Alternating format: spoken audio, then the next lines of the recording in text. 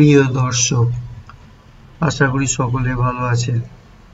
বঙ্গ Bangla lifestyle channel থেকে আপনাদের সকলকে স্বাগত। আজকে আবার একটা নতুন স্টেশনে চলে এসেছি। তবে এই স্টেশনের একটা গুরুত্ব আছে। হাওড়া থেকে প্রায় 7 কিলোমিটার দূরে স্টেশনটি হাওড়া খড়গপুর সেকশনে অবস্থিত রামরাজতলা। স্টেশনটার নাম হচ্ছে রামরাজতলা। নামেরও একটা গুরুত্ব আছে। কেন এই নামটা দেওয়া হয়েছে সেটা পরে বলছি। স্টেশনে 4টে প্ল্যাটফর্ম আছে, 1, 2, 3, 4, 4টে ট্র্যাক আছে। তার মানে হাওড়া থেকে এসে পড়েছি 4 নম্বর প্ল্যাটফর্মে। এই যে 3, 4 প্ল্যাটফর্মগুলোই প্রথমে আমি দেখাচ্ছি। একদম প্ল্যাটফর্মের শেষ প্রান্তে এসে দেখতে পাচ্ছি একটা ইউরিনাল আছে এবং এই ধরনের টয়লেট প্রত্যেকটা 3, 4 এবং 1, 2 এর দুপাশেই রয়েছে, খেয়াল করলাম। সবচেয়ে উল্লেখযোগ্য যেটা, প্ল্যাটফর্মের প্রত্যেকটা প্ল্যাটফর্মের মধ্যে কোনো দোকান ঘর কিছু নেই, পরিষ্কার পরিচ্ছন্ন। হাওড়া স্টেশনের কাছাকাছি প্ল্যাটফর্ম, অথচ এখানে কোনো দোকানপত্র এবং পরিষ্কার পরিচ্ছন্ন দেখতেই পাচ্ছেন আপনারা। প্ল্যাটফর্মটা কত পরিষ্কার পরিচ্ছন্ন রয়েছে।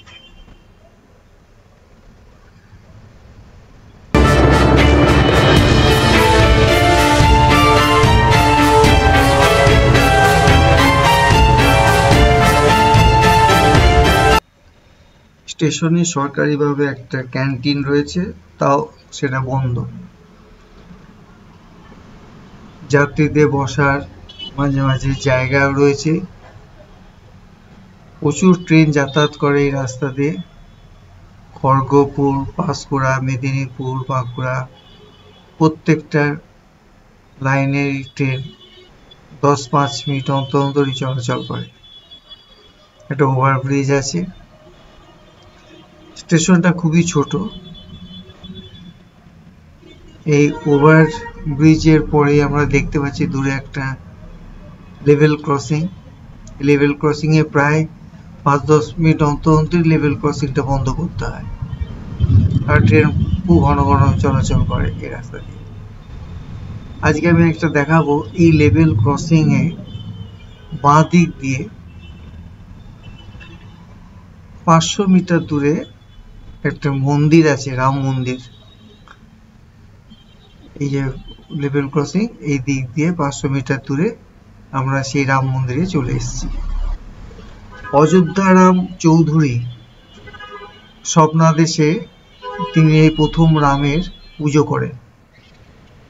এই রাম সীতা মন্দিরের মূর্তির উপরে একটা সরস্বতীর মূর্তি রয়েছে। সরস্বতী পুজো প্রায় 300 বছর ধরে এখানে চলছে। দুটো দল হয়ে গিয়েছিল, একটা রাম পূজা করার একটা ভক্তের দল, একটা সরস্বতী পুজো। তবে ওদের মধ্যে সমঝোতা হয় যে সরস্বতী ঠাকুরকে রামের উপরে রাখতে হবে। তারপর থেকে এইভাবেই পুজো হয়ে আসছে। এবং এই মন্দিরে শুধু রাম সীতা নয়, শিব এবং মহা হনুমান, প্রচুর ঠাকুরের মূর্তি এই মন্দিরের মধ্যে দেখা যায়। সেগুলো আমি এখন দেখিয়ে দিচ্ছি। এবং এই রামের পুজো প্রায় 350 বছর ধরে হয় বলে এই স্টেশনটির নামও রাখা হয় রামরাজতলা। এই স্টেশন থেকে এসে ওই লেভেল ক্রসিংটা পেরিয়ে বাঁ দিক থেকে কিছুটা হাঁটলেই এই মন্দিরে আসা যাবে। সেই দিক দিয়ে স্টেশনেরও একটা গুরুত্ব রয়েছে। এখানে বৈশাখ মাসে রামনবমীতে একটা মেলা শুরু হয়, শ্রাবণ মাস পর্যন্ত চলে। পশ্চিমবঙ্গে সবচেয়ে দীর্ঘতম মেলা এখানে অনুষ্ঠিত হয়। আমরা চলে এসেছি আবার সেই স্টেশনে। দেখতে পাচ্ছি 3 নম্বর প্ল্যাটফর্ম, তার পাশেই রয়েছে 1, 2 বাঁদিকে।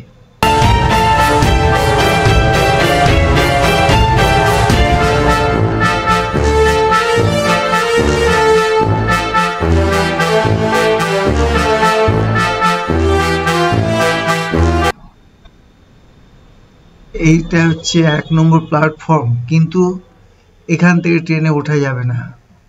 ওই যে দূরে দেখা যাচ্ছে ওইটাই 1 নম্বর প্ল্যাটফর্ম। এখান থেকে ওভারব্রিজে করে ওপাশে গেলে তবে ট্রেনে ওঠা যাবে। আর এটা স্টেশন, ভিতরে টিকিট কাউন্টার রয়েছে, রিজার্ভেশনে কোনো টিকিট পাওয়া যায় না এখানটায়, এবং এখানটায় লোহার ব্যারিয়ার রয়েছে, কাজে এখান দিয়ে ট্রেনে ওঠা যাবে না। ওই যে প্ল্যাটফর্ম ওখানে যেতে হবে, ওখানে থেকে ট্রেনে উঠতে হবে, তার জন্য ওভারব্রিজ করে ওপাশে যেতে হয়। আর এই যে ওভারব্রিজ, এই ওভারব্রিজ দিয়ে উপরে উঠে ওই 1 নম্বর প্ল্যাটফর্মে যেতে হবে। এটা হচ্ছে 1 নম্বর প্ল্যাটফর্ম।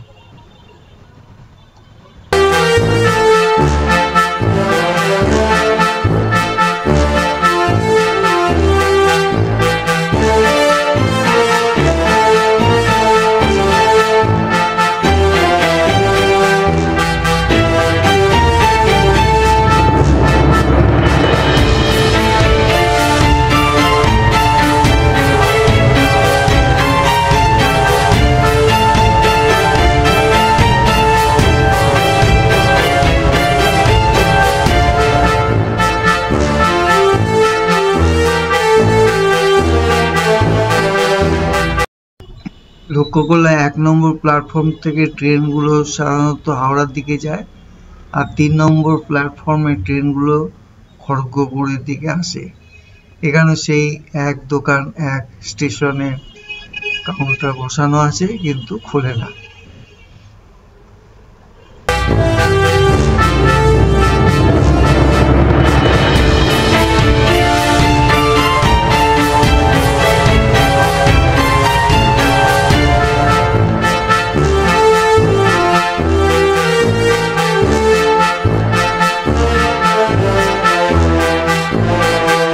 এক নম্বর প্ল্যাটফর্মের পাশে এই জলাভূমি দীর্ঘদিন ধরে একই রকম ভাবে পড়ে আছে, এখনো পর্যন্ত এর কোনো সংস্কার কিছু হয়নি।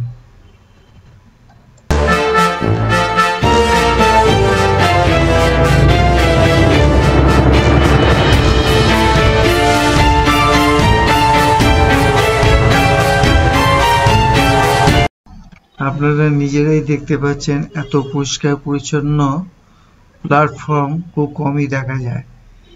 মানে একটা চায়ের কাপ বা প্লেট কোনো কিছুই স্টেশনের উপর কিন্তু পড়ে নেই।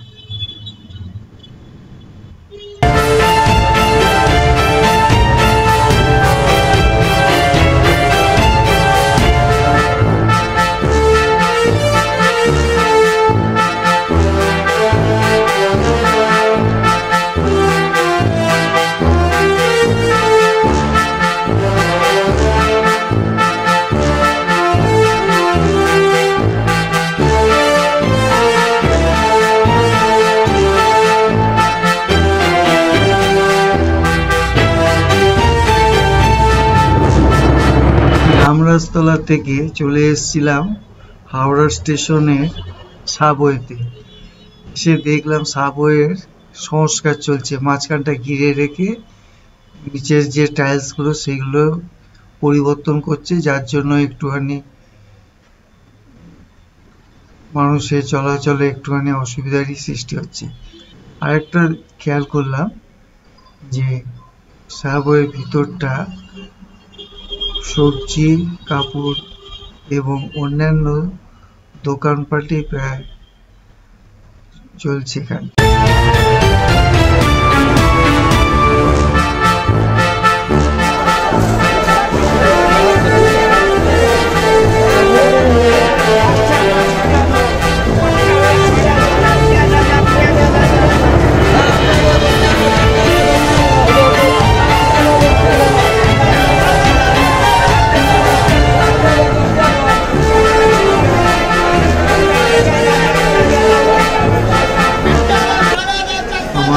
রামরাজতলা স্টেশনের ভিডিওটা এখানেই শেষ হলো।